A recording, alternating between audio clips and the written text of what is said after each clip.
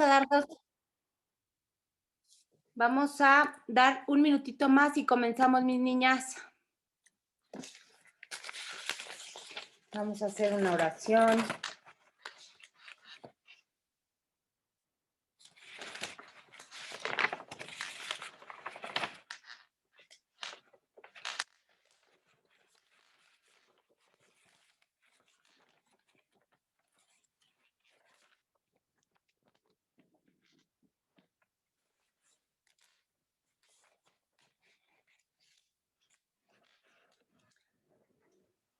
Ay, qué frío.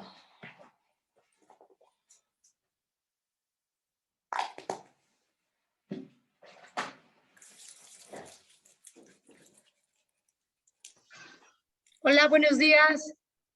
Hola, mi Campis. ¿Cómo estás, mi Nori? Bien, ¿y tú? Ay, aquí con la obra, mi Nori, bien contenta. Por dos. Ya me imagino. Pero bueno, yo creo que ya acaban conmigo el martes, miércoles, por ahí. Ay, qué bueno, mi Campis. No, yo no veo la hora. Respira, pues. Pues sí, ni modo. Bueno, vamos a empezar, mis niñas. Hola, Marla hermosa. Vamos a hacer una oración para empezar. Concentradas. Vamos a cerrar ojitos, por favor, mis niñas. Siéntense cómodamente en sus sillas. Inhalen profundo y centren toda su energía en esa respiración, toda su atención en ese aire que entra al cuerpo y lo recorre. Y exhalamos. Volvemos a inhalar profundo, centrando nuestra atención en esa intención de colocarnos como las observadoras de todo lo de afuera, sin juicio. Y exhalamos. Y volvemos a inhalar profundo, observando detenidamente, con la mente aquietada.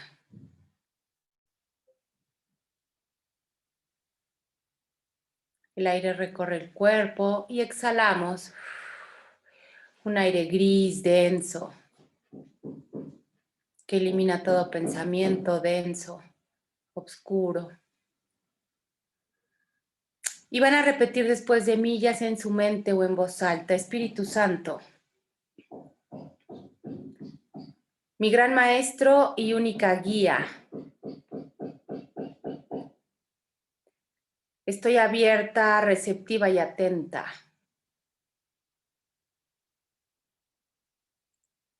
a tu sabiduría y fortaleza.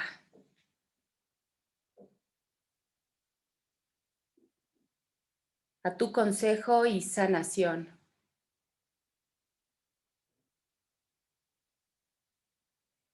A tu paz y expiación.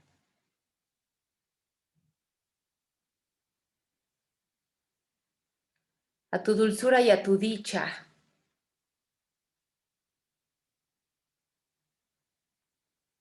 A tu voz y a tu llamado.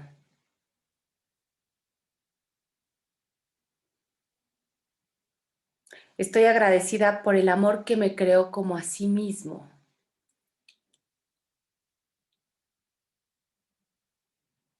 Yo soy espíritu. Y así me reconozco en todos mis hermanos.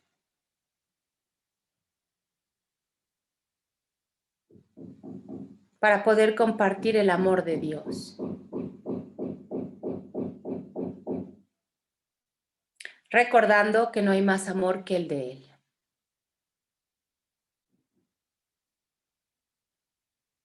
Recuérdame, recuérdame, recuérdame.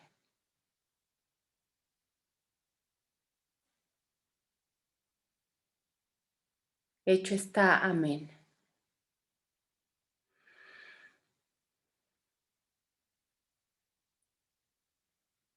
Y así, mis niñas, con la mente completamente concentrada, como observadoras simplemente de todo lo que nos rodea. Entregamos este ratito al Espíritu para que de su mano nos acompañe en el recuerdo de esta sabiduría.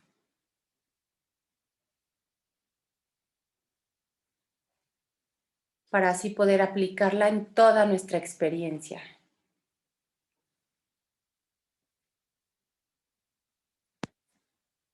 Y así reconocer la paz de Dios. Inhalamos profundo, aquietando la mente, no permitiendo que se entrometan pensamientos arraigados. Los dejamos pasar.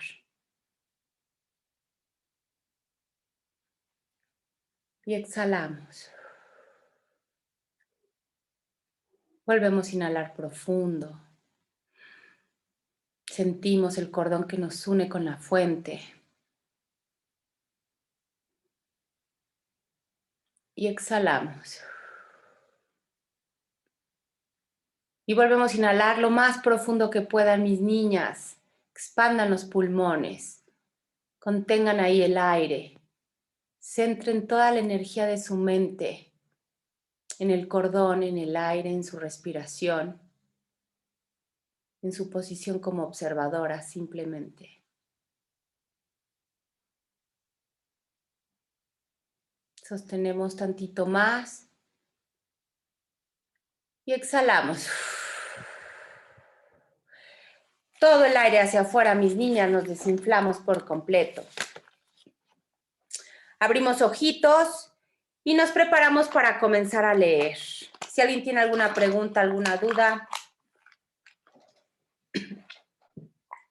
Según yo, nos quedamos capítulo 19, sección segunda, el pecado en contraposición al error. Es la página 447 más o menos, dependiendo del libro.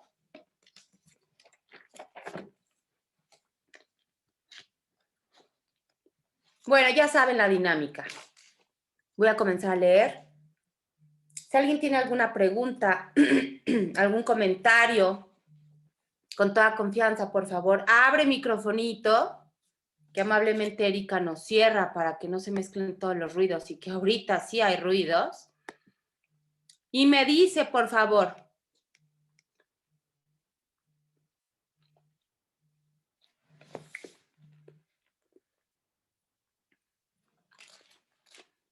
Saludos a la hermosa Ivana. Sí es Ivana, ¿verdad? La que está ahí, sí.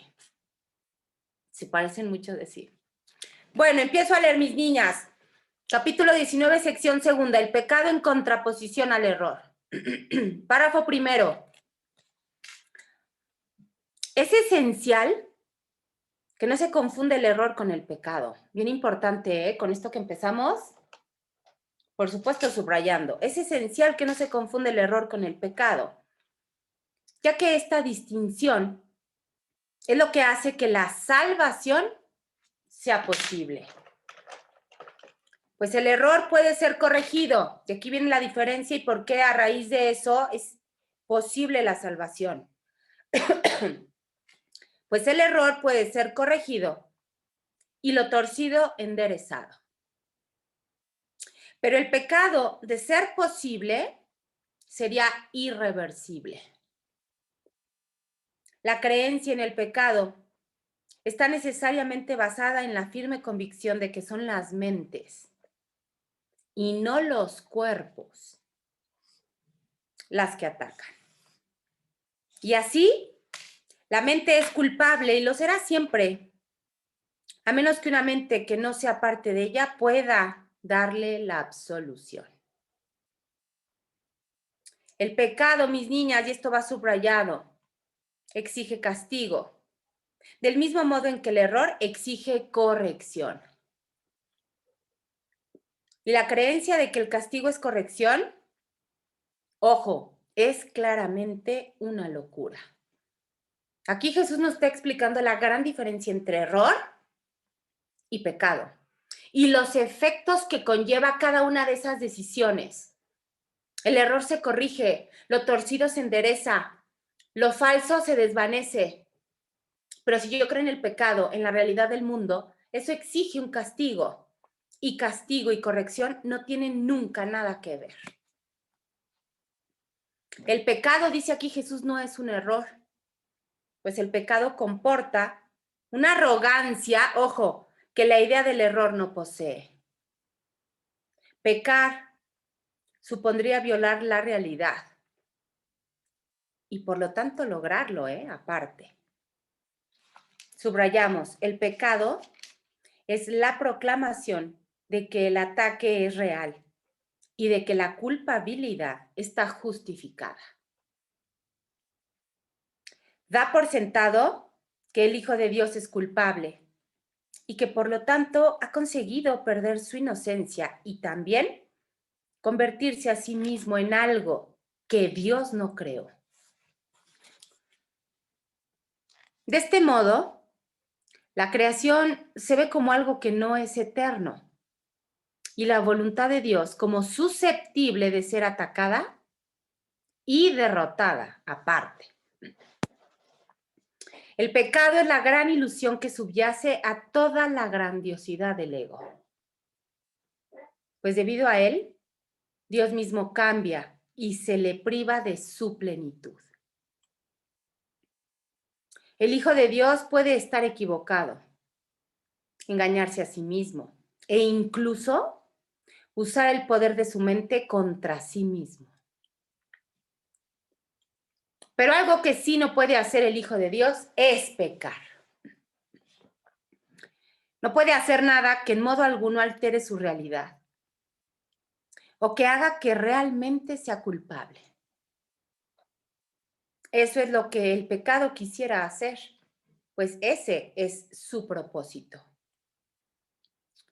Mas a pesar de toda la salvaje demencia inherente a la idea del pecado, este sigue siendo imposible. Pues el costo del pecado es la muerte. ¿Y podría acaso perecer lo que es inmortal? Subrayen esta última pregunta, porque aquí contiene todo. ¿Podría acaso perecer lo que es inmortal? Según la mente del ego separada, pues sí, obviamente sí, porque no lo considera inmortal.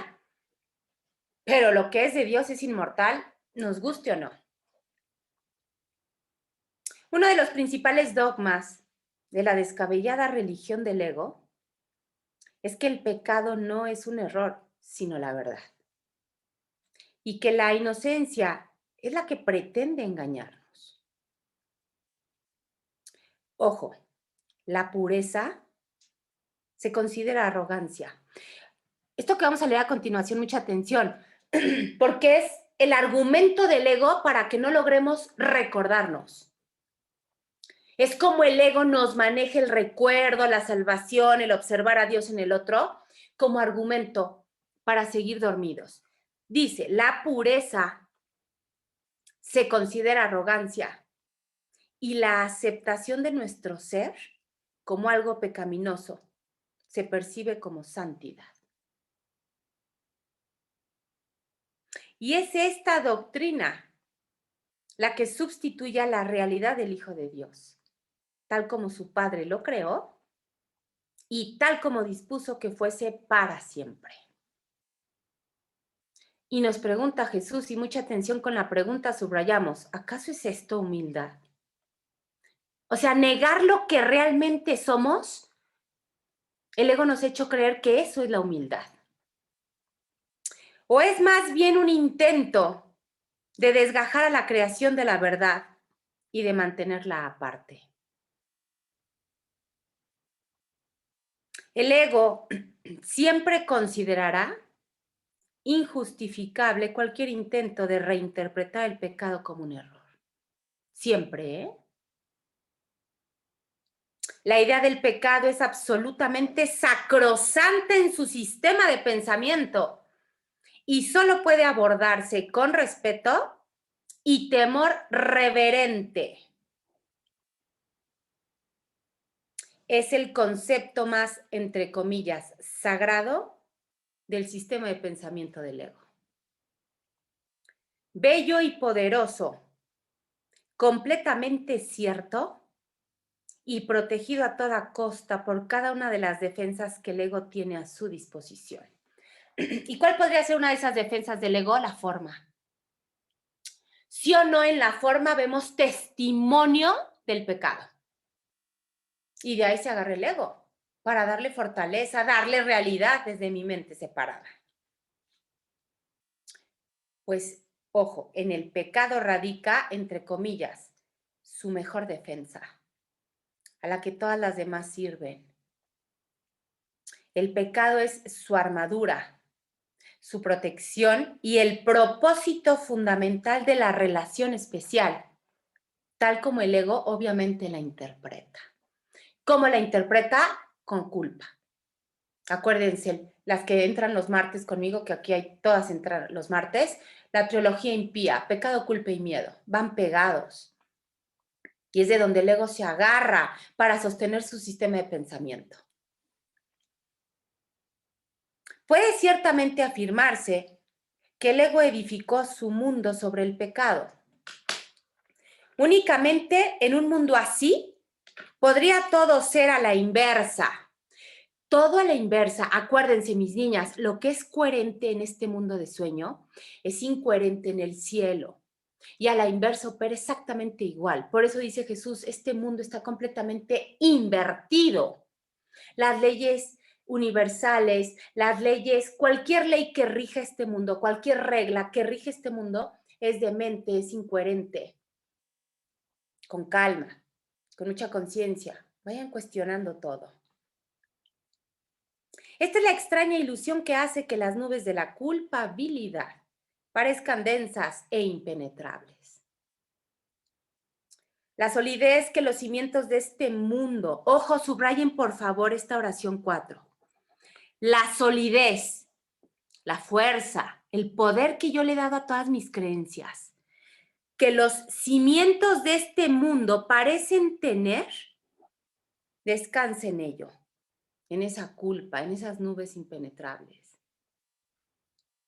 Pues el pecado ha hecho que la creación, de ser una idea de Dios, pase a ser un ideal del ego, es decir, un mundo que él rige, compuesto de cuerpos inconscientes y capaces de caer presa de la corrupción y decadencia más absolutas. Si no nos encanta decir, ay, este mundo está asqueroso, este mundo es una mierda, esto se está yendo al carajo, cuando observamos la guerra, la enfermedad, el dolor, el sufrimiento. En lugar de observar como propósito, juzgamos el mundo. Si esto es un error, la verdad puede deshacerlo fácilmente. Pues todo error puede ser corregido, ojo, solo con que se le permita a la verdad juzgarlo. Acuérdense, entrego este mundo allá arriba. Pero si al error se le otorga el rango de verdad, ¿qué es lo que el ego hace? ¿Ante qué se podría llevar? Pues ante nada. La verdad ahí está, esta es la verdad, la guerra, la enfermedad, el dolor, esa es verdad. No lo niego, es un sueño, pero en mi caso ya ni siquiera lo pongo en ese rango. Para mí es verdad. Y entonces, ¿ante quién lo llevo? ¿Qué me queda cuando hago eso, mis niñas? Querer bajar la verdad al sueño. Cuando le he dado verdad al mundo del sueño, cuando para mí es real la enfermedad, la injusticia, el dolor, la muerte, el sufrimiento, no me queda más que tratar de bajar a Dios, a la verdad, a este sueño, para hacerlo todavía más real. Y ya nos dimos cuenta, y muchas veces, que así no opera. Sigo. La santidad, entre comillas, del pecado se mantiene intacta debido únicamente a este extraño mecanismo de haberle dado realidad al sueño. En cuanto que verdad, el pecado es inviolable y todo se lleva ante él para ser juzgado. Mas si es un error, es Él el que tiene que ser llevado ante la verdad. Aquí está. Es imposible tener fe en el pecado, pues el pecado es falta de fe. Pero aquí dice Jesús, mas es posible tener fe en el hecho de que cualquier error puede ser corregido. Ahí sí puede haber fe, ahí de hecho hay certeza. Pero previo a eso tuvo que haber habido un reconocimiento del sueño. Si yo sigo creyendo que lo que observo afuera es real, no lo puedo corregir, no lo puedo desvanecer, ya es real. No hay un solo baluarte en toda la ciudadela fortificada del ego más celosamente defendido que la idea, ojo, de que el pecado es real y de que es la expresión natural de lo que el Hijo de Dios ha hecho de sí mismo y aparte de lo que es. Dice aquí Jesús, no hay baluarte más fortificado, más cuidado que esta idea de que el pecado es real. ¿Por qué? Porque esa idea, mis niñas, es la que le sigue dando fuerza al pensamiento de culpabilidad. Y acuérdense que al ego lo único que lo sustenta es la culpa. Para el ego eso no es un error, pues esa es su realidad. Dos puntos, entre comillas, la verdad de la que nunca se podrá escapar. Ese es su pasado, su presente y su futuro. Pues de alguna manera se las ha arreglado para corromper a su padre y hacerle cambiar de parecer por completo. Aquí la idea de un Dios castigador, iracundo, justiciero, cobra fuerza. Llora pues la muerte de Dios, a quien el pecado asesinó. Este sería el deseo del ego, que en su demencia cree haberlo logrado. ¿No preferirías, mucha atención con esta pregunta, no preferirías que todo esto no fuese más que una equivocación, completamente corregible y de la que fuese tan fácil escapar, que rectificarla totalmente sería tan sencillo como atravesar la neblina y llegar hasta el sol? Claro. Y de hecho, cuando ese pensamiento llega a nuestra mente de que es un sueño, de que no pasa nada, de que no es real, de que es un salón de clases, sí o no la paz como que llega y se nos mete en la mente. Pero el ego de primera instancia llega y dice, no, como que no es real, mañana tienes que pagar la renta y no hay dinero, no tienes ni qué comer. Pues eso es todo lo que es, dice Jesús. Eso es todo lo que es. Una decisión, mis niñas. Quizá te sientas tentado de coincidir con el ego en que es mucho mejor ser pecador que estar equivocado. Claro. En el sueño es mucho mejor ser pecador que estar equivocado. Mas piensa detenidamente antes de permitirte a ti mismo tomar esa decisión. Toma un momento, aquieta la mente, ríndete, entrega, antes de decidir preferir ser un pecador que estar equivocado. No la tomes a la ligera esa decisión, pues es la elección entre el cielo y el infierno. Dice aquí Jesús, esa decisión tan simple aparentemente hace toda la diferencia. Toda la diferencia. Obviamente en mi mente, porque dice es el infierno o el cielo, y muchas veces a nivel forma también. Mis niñas, preguntas, dudas de esta sección. El pecado en contraposición al error.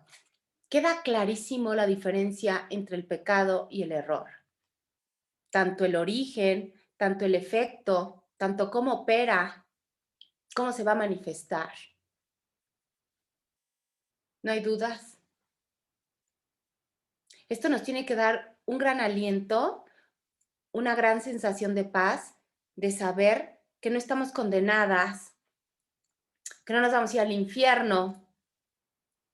Pero obviamente tuve que haber dadome cuenta primero de que esto es un sueño, sin negarlo. No lo niego, lo reconozco como lo que es y eso le resta realidad a la forma y la vivo como lo que es, un sueño. La vivo, sí, yo tengo que vivir esta experiencia. Yo no puedo negar la experiencia física, sería estúpido.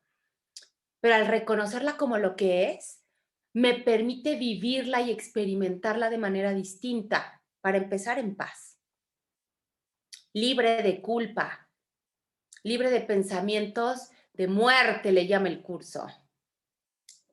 ¿Sí? A ver, si me queda claro, es el pecado, o sea, el pecado como tal, pues no lo hay.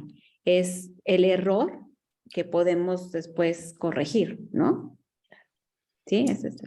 Claro. ¿Y cómo lo corrijo el error? Porque ¿qué fue el error? Para empezar, vamos a entender que si no hay pecado, pero que sí veo obscuridad, ¿qué fue lo que pasó entonces? Si es que el pecado no existe. Hubo un error de percepción. Ese es el único error que hay. Error de percepción, es decir, percibí de manera incorrecta la forma. Y lo veíamos el otro día en la clase del martes, me parece, que lo decía mi Yoconda amada. Puedo volver a decidir y ahí corrijo y ahí enderezo. Puedo volver a percibir la misma forma, porque la forma siempre será la misma. Pero ¿dónde corrijo el error de percepción? En volver a percibir, en volver a decidir. Pero para esto tuve que haber hecho una elección distinta, es decir, haber elegido al espíritu, no al ego, para que él a través de mí percibiera eso de la afuera, no como un pecado condenado, sino como una oportunidad, una lección, una señal, llámenle como quieran. Y eso, dice aquí Jesús claramente, es la diferencia entre el cielo y el infierno, definitivamente. En función de la emoción, ¿eh? No de que la afuera vaya a cambiar. Algunas veces, por supuesto, tiene mucha referencia la afuera, pero si la afuera no cambia, el parámetro es mi emoción. Esa simple decisión hace toda la diferencia porque hoy estoy en paz. Hoy verdaderamente experimento la paz genuina que procede de mi fuente y que no tiene nada que ver con la forma. ¿Sí? Mi luz hermosa, muchas gracias. ¿Sí queda claro? Sí, sí, gracias. ¿No hay dudas? Sigo entonces. Sección tercera. Aquí viene a seguir remachando en el mismo tema, la irrealidad del pecado. Vamos a entender por qué y para qué consideramos irreal el pecado. Párrafo primero. La atracción de la culpabilidad reside en el pecado, no en el error. ¿Sí queda claro? El que la culpa, el que sintamos atracción hacia la culpa, y aunque no lo crean, todos al estar en un cuerpo sentimos esa atracción, ese es inherente al cuerpo. No va en función del error, es decir, ojo, y aquí viene el ejemplo. Cuando yo sé diferenciar entre percibí de manera incorrecta, es decir, cometí un error, jamás va a haber culpa. Jamás. Cuando yo hago esa corrección en mi mente, cuando yo decido en función del espíritu, no puede haber culpa, mis niñas. Por eso te dice aquí, esa atracción a la culpabilidad jamás va en función del error, siempre va en función de haber creído que pequé, en haber creído que esto era real, en haber elegido al ego. El pecado, sigo leyendo, volverá a repetirse por razón de esta atracción a la culpa. El miedo puede hacerse tan agudo que al pecado se le niegue su expresión. Así es. Pero mientras la culpabilidad continúe siendo atractiva, la mente sufrirá y nunca abandonará la idea del pecado. Y desafortunadamente, mis niñas, la atracción a la culpabilidad es muy inconsciente y la operamos verdaderamente. Pues yo creo que en eso estamos, ¿no? Claro. En hacer consciente eso. Como esa atracción a la culpabilidad es inconsciente por el pensamiento de separación que también está ahí guardadito en mi inconsciente, opera de manera automática. Como dice Luz, en eso estamos, en hacer consciente esa atracción a la culpabilidad. ¿Cómo? ¿Cuántas veces me encanta hacerme sentir la víctima, la victimaria? Me hicieron, me dijeron, yo tan linda, yo tan buena. Siempre responsabilizando y, entre comillas, más bien culpando al de afuera. Porque eso es automático. Porque lo tenemos arraigado en un inconsciente muy profundo. ¿Cuál es el trabajo? Como dice Luz, estarlo trayendo al consciente, estarme reconociendo cada vez que elegí al ego. Y eso hace que esa atracción a la culpabilidad se vaya desvaneciendo, porque ya la traje al consciente. ¿Sí? Sigo, pues la culpabilidad todavía la llama y la mente. Noriko, Mándeme. Fer te iba a preguntar algo. Ay, perdón, gracias, mi Erika hermosa, mi Fer hermosa, dime. O sea, ahorita lo entendí de esa manera, no sé por qué, nunca lo había pensado así, pero la atracción a la culpabilidad entonces es las ganas de verlo como que es irreparable. Claro. Esa es la... Por supuesto, claro. Yo y veo que simplemente cambio mi percepción, entonces ya es donde eliminas la atracción a la culpabilidad. Por supuesto. Okay. ¿Cuál es el propósito de esa atracción a la culpa? Como dijo ahorita Fer maravillosamente, hacerlo como irreparable. Hacerlo como irreparable. La única manera de arreglarlo es con castigo, ¿no? Ya hiciste algo malo, que te castiguen, porque lo que hiciste es irreparable. Pero de la otra forma O te opera como... castigas, ¿no? Te castigan o te estás castigando más bien tú, ¿no? Ahorita tengo un ejemplo de una persona que está teniendo acompañamientos y es maravilloso.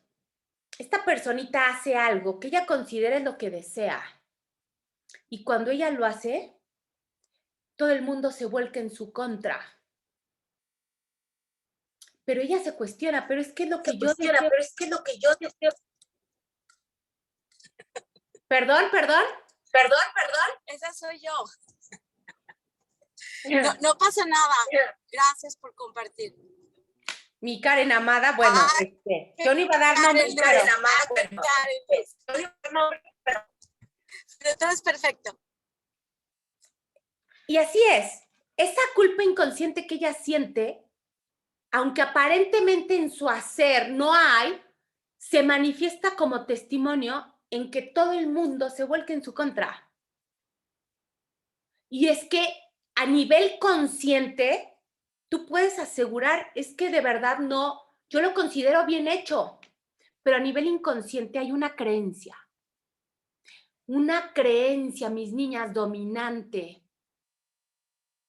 para ella en función de todo ese hacer, que en este caso es familia, que le genera culpa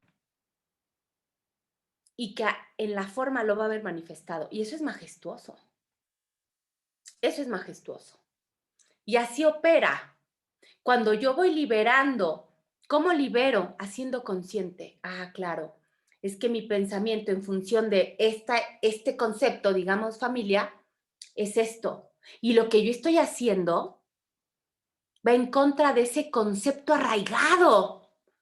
Que aunque no lo crea, lo tengo arraigado porque mamá me lo enseñó, papá me lo enseñó, la iglesia me lo enseñó. Y como voy a hacer algo que va en contra de ese pensamiento, y eso es traerlo a la luz.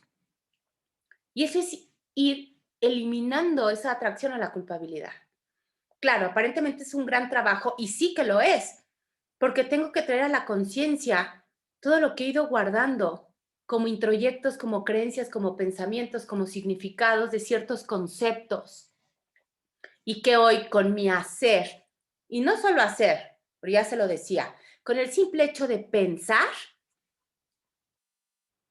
se violan y entonces genero culpa y entonces genero los efectos.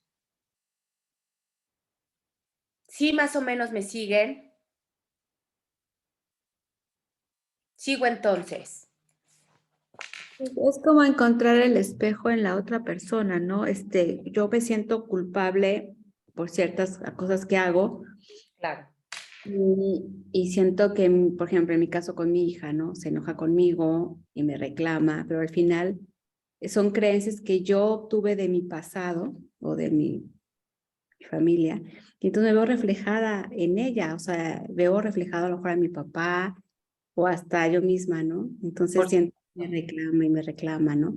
Y dices, o sea, ¿por qué si yo no le, o sea, si yo trato de hacer las cosas bien, pero al final es como sentirme, pues me siento culpable de algo que Así es, percibí mal en algún momento, ¿no? así es.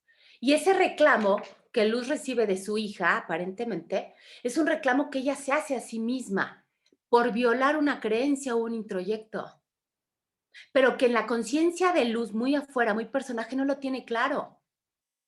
Por eso lo ve reflejado en la proyección. Acuérdense que las proyecciones, el único propósito que tienen es hacernos ver esas creencias inconscientes que de primera instancia yo no puedo ver. El ego no se puede ver a sí mismo. Y entonces lo proyecto en el afuera. Y luego me sorprendo. Claro, porque no traje a la conciencia el pensamiento, la creencia, el introyecto. No pasa nada. Ya lo decía Carl Gustav Jung, mientras no haga consciente el inconsciente, seguiré creyendo que soy un barquillo a la deriva de los efectos que veo manifestados en la forma. Tengo que traer al consciente. ¿Qué me estoy reclamando a través de mi hija? Y ahí traigo a la luz ese introyecto, ese pensamiento oscuro, escondido, y que no es real. Esa es la mejor parte, que no es real. Pero hay que traerlo a la conciencia, nunca desde Noriko, nunca desde Luz, porque Luz se va a seguir juzgando. Siempre con la entrega, con la rendición, para que sea el espíritu el que nos ayude a disolver esa creencia. Estamos hechos de creencias, mis niñas, totalmente. O sea, Noriko es una creencia como tal. Y si Noriko quiere hacer esas creencias, no puede, se va a dar contra la pared, porque ella cree que es una creencia. Ella le ha dado realidad a esa creencia. Tengo que entregársela al espíritu, que es el único capacitado para poder abrazar esa creencia, desde el amor que no opera aquí. Porque yo creo que el amor es hacer tal cosa, y como no la estoy haciendo como debería de hacerla, todo esto en el mundo, veo el reclamo de mi hija. En el caso de mi amada Karen, veo el reclamo del marido, de la mamá, de todos afuera. ¿Sí? Para esto una honestidad que lastima, pero de la mano del espíritu, que venga lo que venga. Yo con Dios, ¿quién contra mí? Pero hay que rendirse. Amén. Amén. Sigo leyendo, mis niñas. Oración 4, la voy a repetir. Pero mientras la culpabilidad continúe siendo atractiva, la mente sufrirá y no abandonará la idea del pecado, pues la culpabilidad todavía la llama.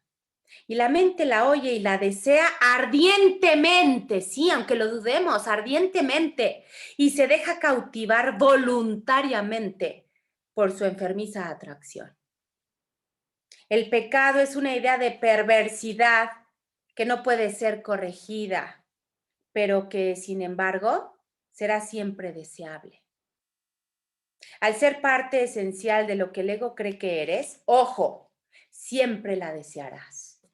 Esto es inconsciente, no pasa nada, no te vas a ir al infierno, solo tráelo a la conciencia. Y solo un vengador con una mente diferente de la tuya podría acabar con ella valiéndose del miedo. Vengador y miedo, le entregué al ego. El ego, mis niñas, no cree que sea posible que lo que el pecado realmente invoca y a lo que el amor siempre responde es al amor y nunca al miedo. Pues el ego lleva el pecado ante el miedo, exigiendo castigo. Mas el castigo no es sino otra forma, mucha atención, subrayen, mas el castigo no es sino otra forma de proteger la culpabilidad. Pues lo que merece castigo tuvo que haber sucedido realmente. El castigo es siempre el gran protector del pecado, al que trata con respeto, y a quien honra por su perversidad.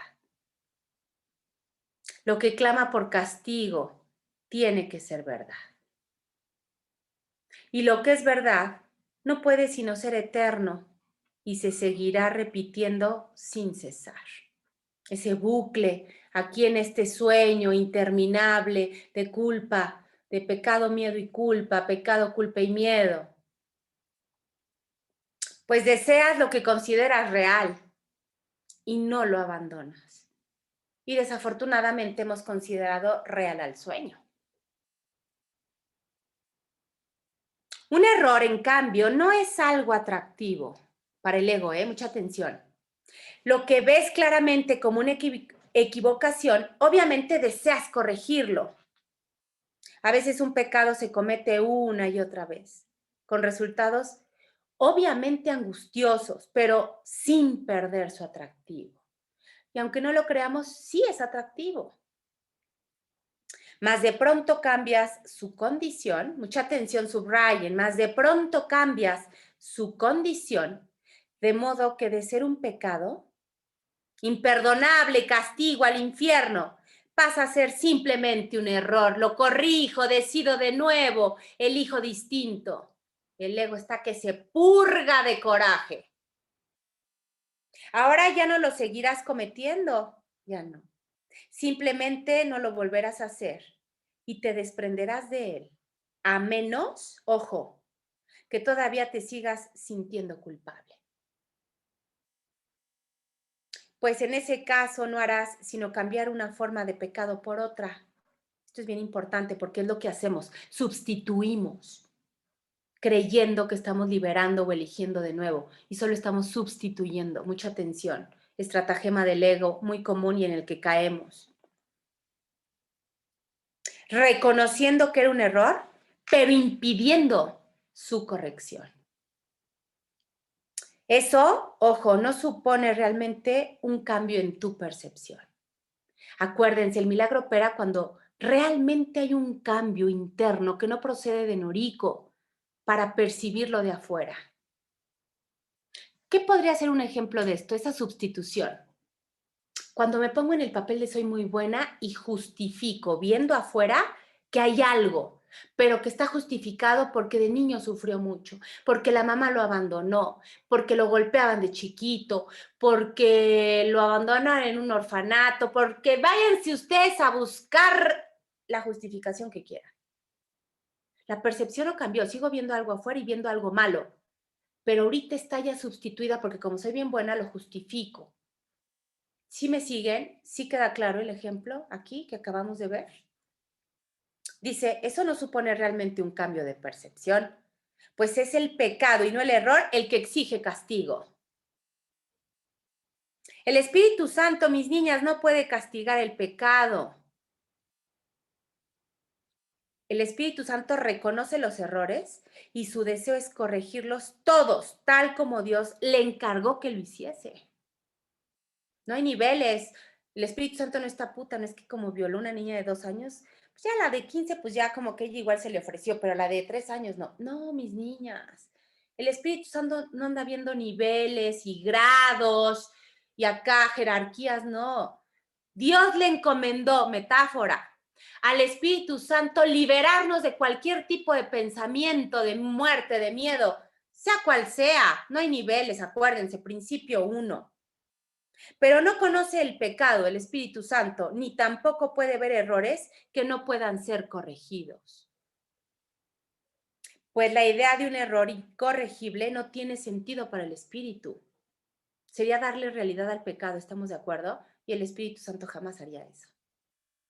Lo único que el error pide es corrección. Y eso es todo. Lo que pide castigo, atención, no está realmente pidiendo nada, porque no es nada. Todo error, mis niñas, es necesariamente una petición de amor. Ahí está, por favor, subráyenlo. Todo error, necesariamente, siempre, es una petición de amor. ¿Qué es entonces el pecado? ¿Qué otra cosa podría ser sino una equivocación que quieres mantener oculta? Subrayen, esto está muy importante, muy interesante, atención. ¿Qué otra cosa pudiera ser sino una equivocación que quieres, que deseas mantener oculta? Una petición de ayuda que no quieres que sea oída. Recuérdame, pero no tanto. Recuérdame, pero al rato, ahorita no. ¿Sí o no? Y que por lo tanto se queda sin contestar. Ahí está. En el tiempo el Espíritu Santo ve claramente que el Hijo de Dios puede cometer errores. Claro, no pasa nada. A eso venimos.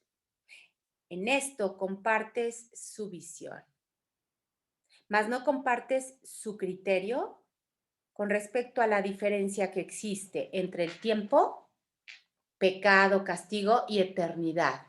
Error, corrección, no pasa nada. Y cuando la corrección se completa, cuando percibo de manera correcta, entrego al Espíritu, me rindo, se completa, el tiempo se convierte en eternidad. Presente, ya lo vimos en alguna clase hace 8 días o 15. Presente, el tiempo lineal desaparece. Aquí y ahora, en el sueño, sí, en el sueño, pero siempre presente. El Espíritu Santo puede enseñarte a ver el tiempo de manera distinta, pero hay que entregárselo y a ver más allá de él, pero no podrá, ojo, hacerlo mientras sigas creyendo en el pecado. Te entrego, pero a medias. Te entrego, pero te ando chingando a todas horas. Oye, ¿qué pasa? Porque mira lo que me hizo. O sea, ya te lo entregué, pero ve lo que me hizo, ¿no? Mientras sigas creyendo en el pecado, no vas a poder percibir desde el Espíritu. En el error sí puedes creer, pues este puede ser corregido por la mente. Pero el pecado es la creencia de que tu percepción es inalterable. Así es, punto. La guerra, el miedo, la enfermedad, la injusticia, la muerte. Y de que la mente tiene que aceptar como verdadero lo que le dicta la percepción. Y recordamos, completamente invertida por este mundo. Cada quien agarre el ejemplo que más le acomode, en el que ahorita se encuentre. ¿Qué ando haciendo? Porque el mundo así lo dicta y porque yo le di realidad. Ojo ahí, deténganse, entreguen e inviertan sin miedo. Se van a sorprender. Si la mente no obedece, se la juzga como desquiciada. De ese modo, la mente, que es el único poder que podría cambiar la percepción, el único poder que puede cambiar la percepción es la mente, ¿eh? Nadie de echarse afuera rollos, irse a operar, a pagar millones en medicinas, ir a renunciar al trabajo y meter nada en la forma. Lo único que cambia la percepción es la mente. Se mantiene en un estado de impotencia y restringida al cuerpo por miedo al cambio de percepción que su maestro, con mayúscula, que es uno con ella, le brindaría. Todo menos el espíritu, todo menos liberarme, todo menos tener la paz de Dios. Y todo para darle fuerza, para sostener el personaje. Yo bien buena, yo bien linda, mira todo lo que hago, mira todo lo que hice, mira todo lo que voy a hacer. Cuando te sientas tentado de pensar que el pecado es real, recuerda esto, subrayamos fuerte, si el pecado es real, ni tú ni Dios lo sois. Si la creación es extensión El Creador tiene que haberse extendido a sí mismo y por lo tanto es imposible que lo que forma parte de él sea completamente distinto del resto. Esto es contundente, mis niñas, se los puedo decir más fuerte, pero no más claro. No hay manera. Si de verdad creen que el sueño es real, han negado toda esencia de lo que realmente son y de su fuente. Por eso estamos llenas de miedo. Por eso estamos aterradas, desconfiando en el futuro, creyendo que a ver qué nos va a pasar. Si el pecado es real, Dios no puede sino estar en pugna consigo mismo. Tiene que estar dividido, debatiéndose entre el bien y el mal. Ser en parte cuerdo y en parte demente, pues tiene que haber creado aquello que quiere destruirlo, ¿se imaginan? Y que tiene aparte el poder de hacerlo. Insisto, por eso tenemos miedo. Por eso estamos tan inciertas del futuro, tan enojadas con el presente, tan tristes por el pasado. Mucha atención. ¿No sería más fácil creer que has estado equivocado que creer eso? Por supuesto, por supuesto, por supuesto. Ahí está el reto, ahí está el milagro, ahí está la pequeña dosis que de pequeña no tiene nada de buena voluntad. Mientras creas que tu realidad o la de tu hermano, no importa, afuera no hay nadie, es tu proyección, está limitada a un cuerpo, seguirás creyendo en el pecado. Mientras creas que los cuerpos se pueden unir, seguirás encontrando atractiva la culpabilidad y considerando, por lo tanto, el pecado como algo de inestimable valor. Pues la creencia de que los cuerpos limitan a la mente conduce mucha atención a una percepción del mundo en la que la prueba de la separación parece abundar por todas partes. La forma dando testimonio de que efectivamente estamos separados. Yo bien linda, él bien malo. Yo bien mala, él bien lindo. Yo que hago todo y mira cómo me pagan. ¿Sí? Así Dios y su creación parecen estar separados, pero solo parecen, y haber sido derrocados. Pues el pecado demostraría que lo que Dios creó santo no puede prevalecer contra él, ni seguir siendo lo que es ante su poderío. Al pecado se le percibe como algo más poderoso que Dios, por supuesto, ante el cual Dios mismo se tiene que postrar y ofrecer su creación a su conquistador. ¿Es esto humildad o demencia? Esto es demencia, pero de acuerdo al ego es humildad. Si el pecado es real, tiene que estar permanentemente excluido de cualquier esperanza de curación.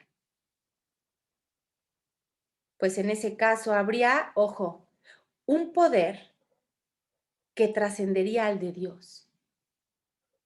Un poder capaz de fabricar. Otra voluntad que puede atacar y derrotar su voluntad con mayúscula. Así como conferirle a su hijo otra voluntad distinta de la suya y aparte más fuerte. Y cada parte fragmentada de la creación de Dios tendría una voluntad distinta, opuesta a la suya y aparte en eterna oposición. Y es así como vivimos, porque le hemos dado realidad al ego, al miedo, a él y a todas las demás voluntades. Tu relación santa tiene ahora como propósito la meta de demostrar que eso es imposible. Cuando tú repites ante tu hermano, el más incómodo, recuérdame, recuérdame, recuérdame, el propósito de esa relación se invierte, se cambia. Y es demostrar que todo esto que acabamos de leer, el estratagema del ego, no puede funcionar. No hay manera. El cielo le ha sonreído y en su sonrisa de amor la creencia en el pecado ha sido erradicada. Todavía lo ves porque no te das cuenta de que sus cimientos han desaparecido. No pasa nada. Todavía lo ves. en la forma. Su fuente ya ha sido eliminada y solo puede abrigarlo por un breve periodo de tiempo antes de que desaparezca del todo. Lo único que queda es el hábito de buscarlo. ¡Wow! ¡Qué hermoso! Esto último es maravilloso. Lo único que queda es el hábito de buscarlo. Ya lo decía Rocío Dúrcal. Es más fuerte la costumbre que el amor o algo así, ¿no? A veces me cuesta trabajo darme cuenta, porque estoy tan habituada a creer que es real. No pasa nada. Solo queda por un tiempo el hábito de buscarlo. Y sin embargo, lo contemplas con la sonrisa del cielo en tus labios y con la bendición del cielo en tu mirada. No seguirás viendo el pecado por mucho más tiempo, pues, subrayamos, en la nueva percepción, ¿todo cambió? No, nada más en mi mente la manera de percibir, afuera todo sigue igual porque afuera no hay nada. La mente lo corrige cuando parece presentarse y por lo tanto se vuelve invisible. Lo vimos el miércoles, pasar por alto, la diferencia del perdón, pasar por alto. Los errores se reconocen de inmediato y se llevan enseguida ante la corrección para que ésta los sane y no para que los oculte, lo que hace el ego. El ego los oculta y luego los proyecta. Desde el amor, desde el espíritu, los muestras sin miedo, rendida, no entiendo nada, y los desvanece porque no son reales. Serás curado del pecado y de todas sus atrocidades. En el instante, subrayamos fuerte, en el instante en que dejes de conferirle poder sobre tu hermano. Me hizo, me dijo, me atacó, me quitó, me insultó, me miró feo, o no me miró, o no me dijo. Para el caso es lo mismo, siempre es la falta hacia el hermano. Y lo ayudarás a superar sus errores al liberarlo jubilosamente, en dicha, en agradecimiento, no en sacrificio. Ay, este maldito lo tengo que perdonar, no. Liberarlo jubilosamente de la creencia en el pecado. En el instante santo verás refulgir la sonrisa del cielo sobre ti y también sobre tu hermano, porque afuera no hay nadie. Y derramarás luz sobre él en jubiloso reconocimiento de la gracia que se te ha concedido. Pues el pecado no puede prevalecer contra una unión, ojo, que el cielo ve con beneplácito. Tu percepción sanó en el instante santo que el cielo te dio. Olvídate de lo que has visto y eleva tus ojos con fe hacia lo que ahora puedes ver. Bien importante. Las barreras que impiden el paso al cielo, ojo, desaparecerán ante tu santa mirada. Pues a ti que eras ciego, se te ha concedido la visión y ahora puedes ver. Visión, mis niñas, que no tiene nada que ver con los ojitos divinos y hermosos que tenemos, nada. La visión no es lo que veo físicamente. Acuérdense, cuando invoco la visión de Cristo, tengo que cerrar los ojos. No busques lo que ha sido eliminado, sino la gloria que ha sido restituida para que tú la veas. Mira a tu Redentor y contempla lo que Él quiere que tú veas en tu hermano. Contempla lo que Él quiere que tú veas en tu hermano. ¿Y qué es lo que Él quiere que yo vea en mi hermano? Mi reflejo, pero reflejando a Dios, No el reflejo del personaje, el Hijo de Dios. Y no permitas que el pecado vuelva a cegar tus ojos, pues el pecado te mantendría separado de Él, de tu hermano, pero tu Redentor, con mayúscula, quiere que veas a tu hermano como te ves a ti mismo. Tu reflejo, pero desde la esencia pura, Vuestra relación es ahora un templo de curación. Ya lo vimos el martes, el miércoles. Solo en mi hermano voy a encontrar la sanación. No me tengo que ir a la India, a un ashram, a hacer votos de silencio, o al monte más elevado en un bosque sola. No. ¿Dónde voy a encontrar la sanación? En mis relaciones no santas, observándolas como santas, aplicando el instante santo con el hermano que me molesta, con el personaje más incómodo. Ahí está el trabajo, no ahorrando dinero para irme 10 años al Tíbet a que nadie me moleste. No, mis niñas, créanme lo que no. Vuestra relación es ahora un templo de curación, un lugar donde todos los que están fatigados pueden venir a descansar. En ella, en esa relación santa, se encuentra el descanso que les espera a todos después de la jornada. Y subrayamos y con esto cerramos la semana. Y gracias a vuestra relación, instante santo, al recuerdo, todos se encuentran más cerca de ese descanso. ¿Y por qué dice todos? Porque afuera no hay nadie. Cuando yo logro recordarme, cuando yo entrego mi relación al instante santo, cuando invoco al espíritu, cuando elijo al amor, todos descansamos.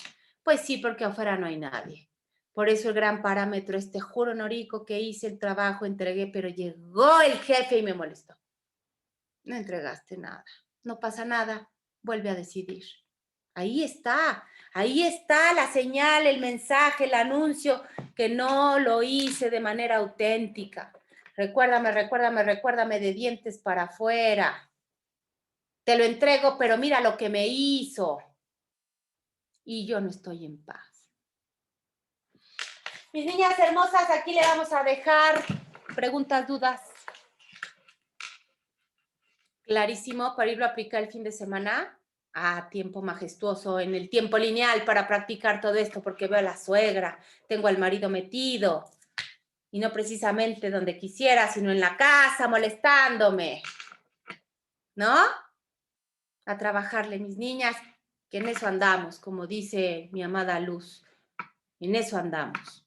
Ya saben, cualquier pregunta, duda, ahí estoy en el chat, mi Erika amada y hermosa, muchísimas gracias por todo y más. Las veo a todas martes, miércoles, jueves de la próxima semana, lo que necesiten. Les mando un beso, hagan un excelente fin de semana. Acuérdense, depende de nosotros. ¡Chin! ¿Qué más quisiéramos que dependiera del de afuera para señalarlo? No, depende de nosotros. Así que agárrense del espíritu, hagan sus lecciones y a seguirle dando, mis niñas. Muchas gracias. Gracias. Gracias, descansen. Gracias, igualmente. Bye, bye, niñas. Igualmente. Bye, bye, Gracias, Noriko. Bien Bye, bye. duro y a la cabeza. Así es, mi Karen amada. Karen amada. Adiós a todas. Bye, bye.